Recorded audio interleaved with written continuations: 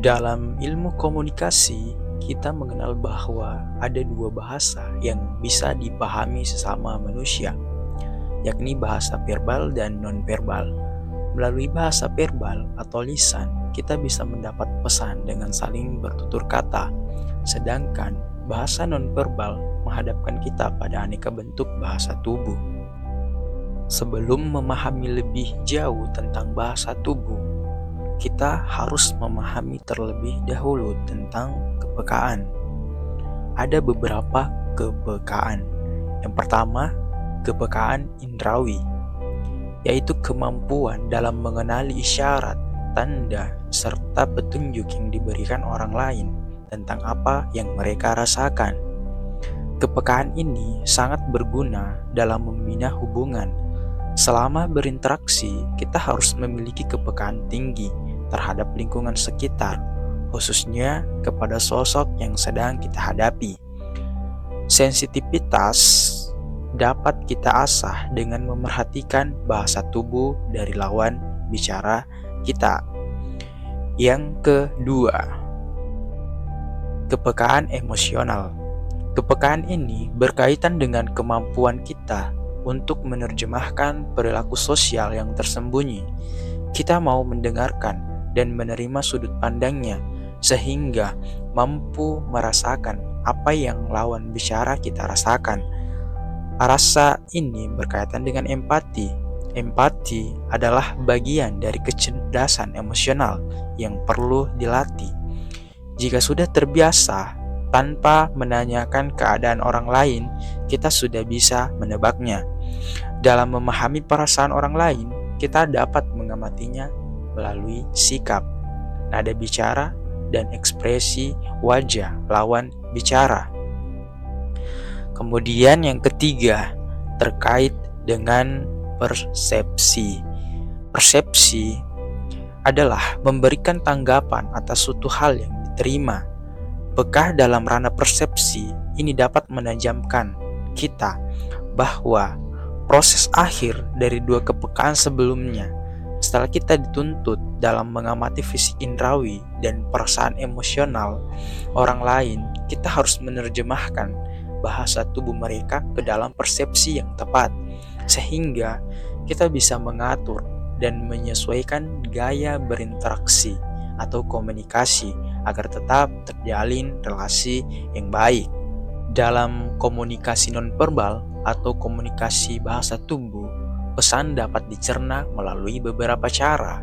Misalnya, dengan memerhatikan mimik wajah, gerakan anggota tubuh, gerakan keseluruhan anggota tubuh, penampilan, dan beberapa cara lainnya. Jalaluddin Rahmat dalam bukunya Psikologi Komunikasi mengelompokkan pesan-pesan nonverbal sebagai berikut. Pertama, pesan kinesik. Pesan ini menggunakan gerakan tubuh. Pesan ini terdiri dari 3 komponen utama, yaitu pesan facial, gestural, dan postural. Pesan facial ini adalah wajah dapat menyampaikan pesan tertentu seperti marah, sedih, muak, takut, dan sebagainya. Beberapa pesan komunikasi yang dapat disampaikan oleh wajah ada beberapa, misalnya ekspresi senang, tidak senang, ekspresi minat dan tidak berminat, keterlibatan dalam suatu peristiwa atau tingkat pengendalian diri seseorang, dan ada dan tidaknya rasa pengertian. Kemudian pesan gestural. Pesan ini berkaitan dengan gerakan-gerakan anggota tubuh yang ternyata dapat mengomunikasikan berbagai makna. Pesan gestural dapat mengungkapkan banyak hal. Pertama, perasaan positif atau negatif. Yang kedua, memerhatikan atau tidaknya seseorang. Yang ketiga, menyetujui atau menolak. Yang keempat, mendorong atau membatasi. Dan yang terakhir, menerima atau menentang sesuatu. Berikutnya, pesan postural.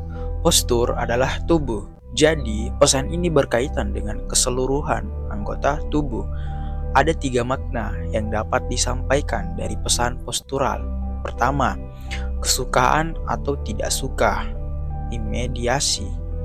Kedua, status sosial pada penyampai pesan, top power. Dan ketiga, kemampuan merespon lingkungan sekitar, baik positif atau negatif. Kemudian yang kedua, pesan proksemik.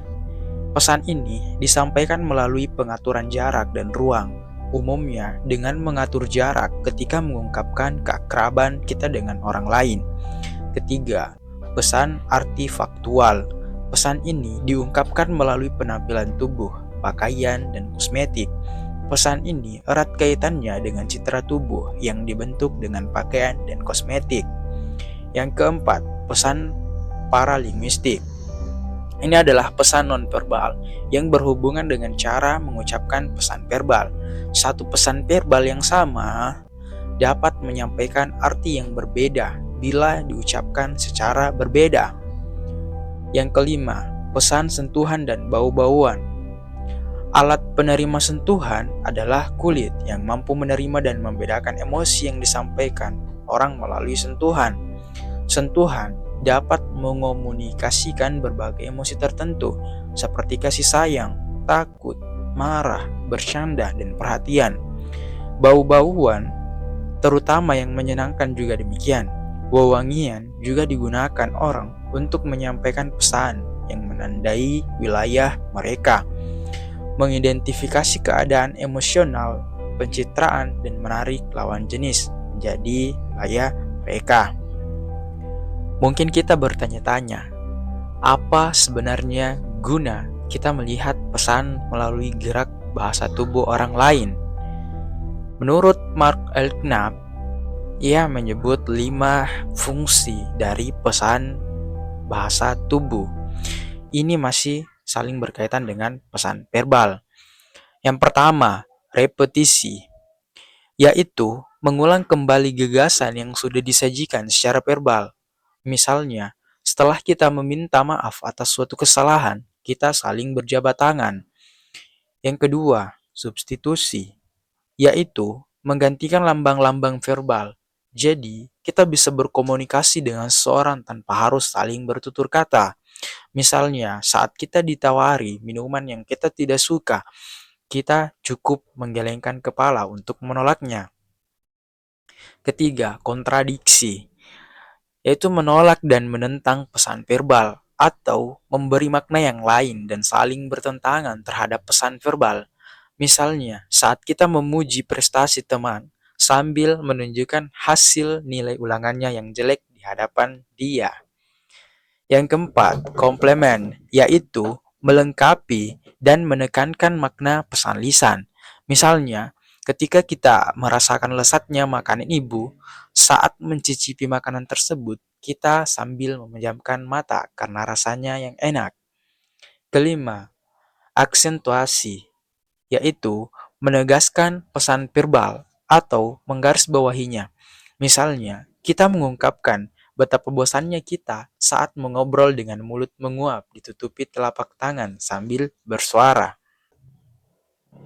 Ternyata, bahasa tubuh menyimpan ragam makna dan rahasia.